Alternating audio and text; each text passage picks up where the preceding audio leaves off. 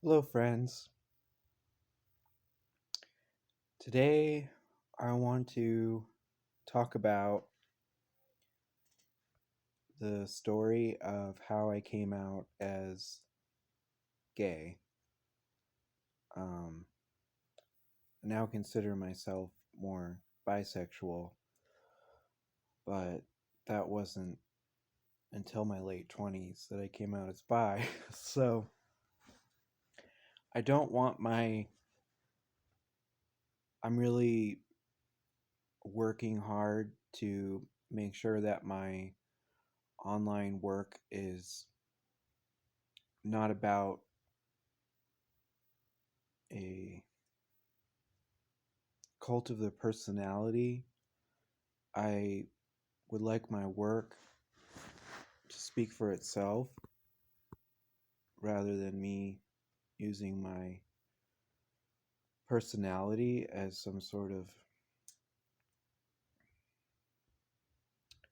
what do you call it, instrument of commercialism. But I think that my story, which is long, and to me coming out is a spiritual process, and as a spiritual person it's sort of a lifelong journey, and that has its positive and negative aspects, of course. The nice thing about YouTube or some online platform is that young people or older people who are still closeted, can watch these videos and or read articles or whatnot. And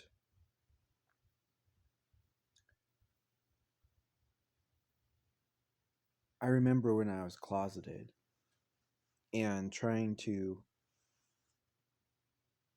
learn who I was and find out about this being attracted to other men and what it means and all that. And I was fortunate as an early millennial to, I didn't use the internet for the first time until I was in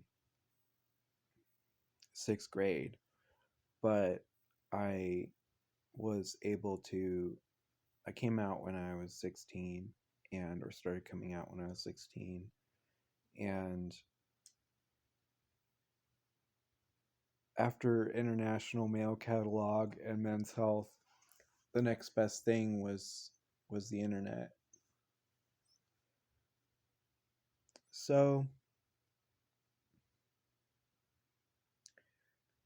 here we go. I guess to begin, I was born in 1986, March 1st, 1986. So I'm almost 35 years old. And it's hard to imagine, even for me, but for those younger than me, that there was a time not too long ago when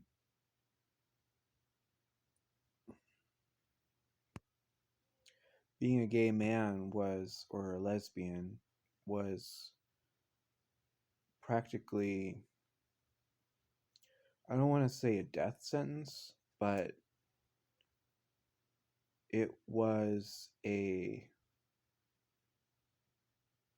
almost universally abhorred in American society, and in many cases outlawed, whether by outright sodomy laws in states and their counties and cities, or by implicit laws and cultural policing. So I was brought up in the fourth corner of the continental United States, Washington State, north of Seattle, about an hour and a half, and a few miles south of the Canadian border. My family's farm, I could see the lights of Whistler, Canada, the ski area. So I grew up in a very schizophrenic environment of being in farmland, but yet being on a few miles away from the Interstate 5, the main arterial between Vancouver, BC, and Mexico. So it was very rural and urban environment, and it still is. But I was brought up in patriarchal family, German family, both sides, which is generally pretty patriarchal. We're only a couple generations US. I My family grew a lot with me, so it takes a little bit of digging to remember how things were when I was a kid until I became 16 and started coming out, which was a big moment not only for me but for my family, especially my maternal family.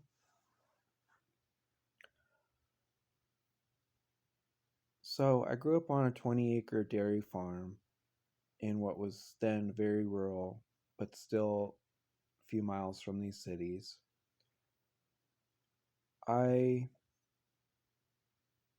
My mother had two very good friends from high school who were gay in Custer, and they were pretty out from a very early age. So it's really hard for me to imagine.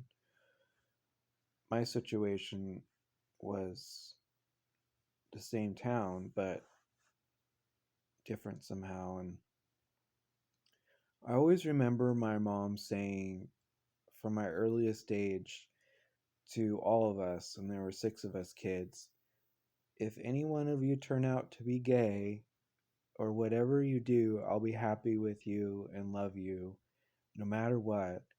And it always seemed kind of odd that she would say that. And at that age, I didn't even know what gay was. And even though there were these two gay men that were always daily in my life, in my family's life, were my mom's good friends, I knew they were like funny and outgoing and artistic, and they would dress up in weird costumes and stuff. And one of my mom's friends, she came home one day and our whole house had been polka dotted, the farmhouse. So I just remember them being fun and they really cared about us. And but I didn't, I mean, before you, at least for me, before you get to be 13 or so and you start having hormones and you realize that there is such thing as sexuality, like,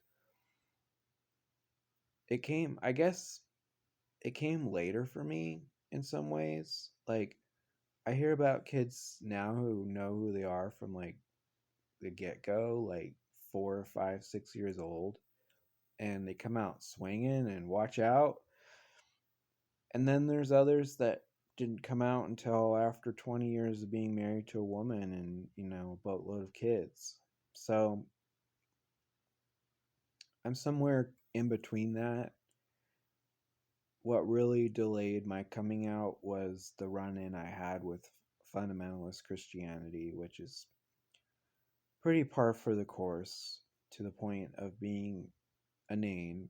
But at that time, it was not for me and for many other people. And many of you are still in these situations with families and religions that believe that you're evil just because of who you are, that you have no control over. They may love you like all the earth until the moment that they realize that you're gay or lesbian or trans, and then all hell breaks loose. So my mom was always like 100% supportive and permissive. Maybe too much so. But my dad on the other side was macho. I hope he doesn't watch this, but he might. It'll be good for him to do. Macho, construction worker type. Be a man. Don't be a pussy. Don't be a sissy. All these things. And there were all these dividing lines between what was manly and what was sissy. That was the word that I heard a lot. And a lot of that stuff over the years with my dad has turned out to be, there is some homophobia there, but it's a lot more about baggage from his own experience with his father who than it is about masculinity. But it's definitely still a thing with him. It was a thing with me for a long time. So from the earliest age, I had a mom that was very supportive, a dad that was macho and had all these like arbitrary dividing lines between what was sissy and what was manly and what was femmy and what was manly, and a lot of that of course was, as it turned out later, that my mom married one of her childhood friends and they had a kid, and he was pretty much out before they married. So figure that out. That was my stepdad, and I just knew him as my stepdad. Wasn't until, I mean, my dad and my grandma would say, "Oh yeah, he's gay, and that, and the other guy is gay, and blah blah blah." And they didn't really use the word faggot that I recall, but it was just like they were bad people because they were gay. And I don't know why my mom married a gay man, but she did. And they had my sister, and my sister's a really wonderful, beautiful person. So I guess it worked out somehow. My grandmother, who also, my maternal grandmother, was also very, and still is, very important influence in my life. Growing up was always talking about gay men, and I don't recall anything about them being like the standard, like child molesters or, cross dressers or whatever. There was definitely cross dressing, transvestite stuff thrown around. But I think they were more upset about my mom and her friendship and her independence than about homosexuality in general. Or so it seemed to me, because when I came out, the things just changed a lot. Of course, I always knew I was different. I always knew I was a weirdo.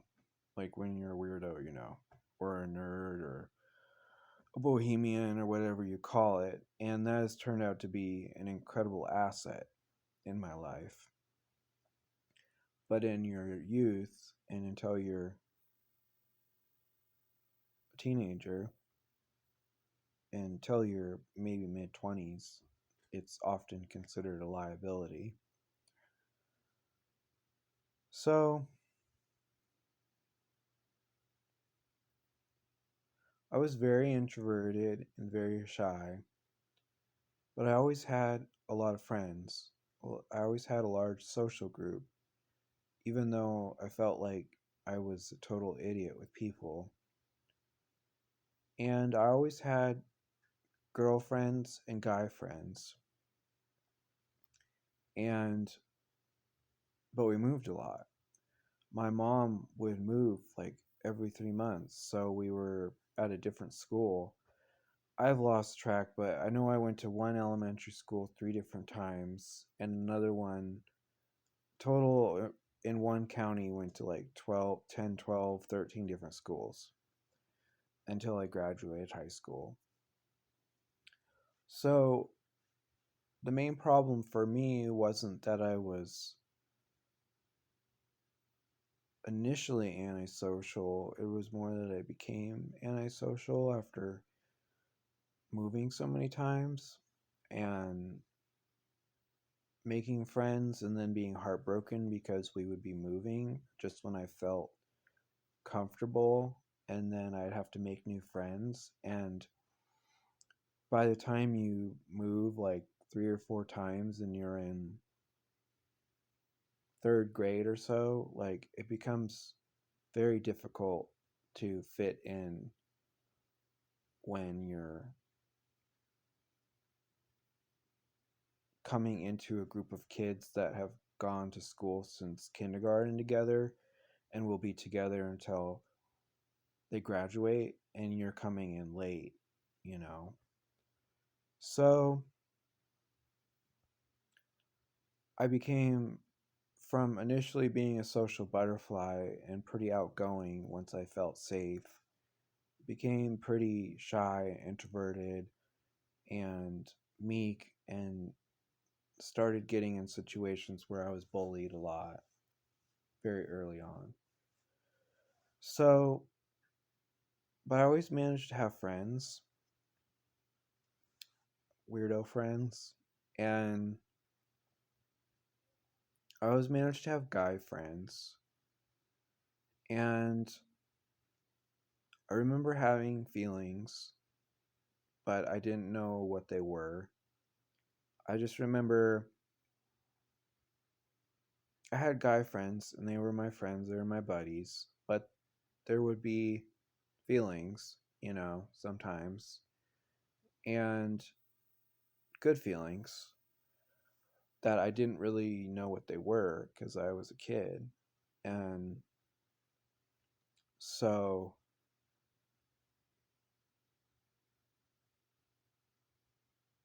a lot of my guy friends were brought up the same way by, you know, to be macho. And I always resisted that. So I was always doing my own thing. Like I was growing plants or reading, or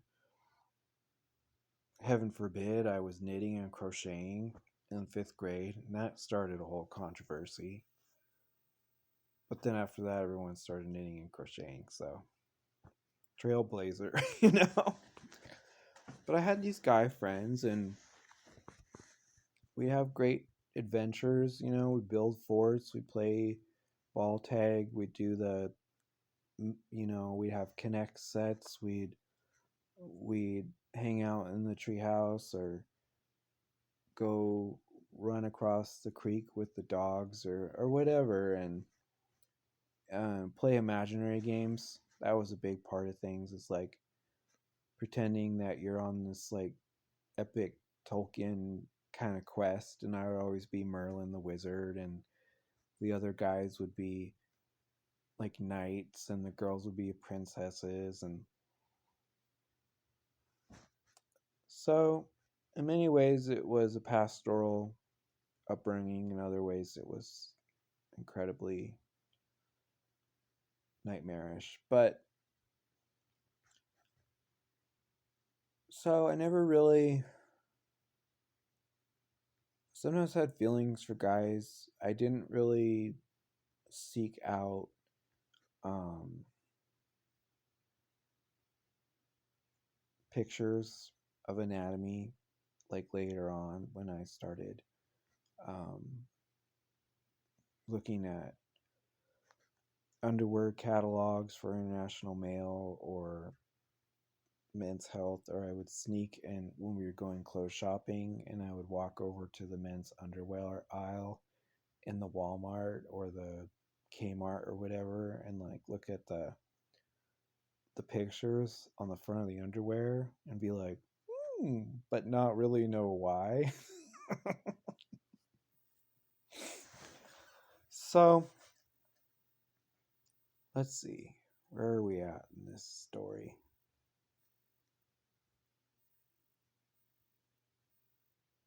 Of course, as kids and more back then, Okay, I'm pausing for part two here. Please stand by.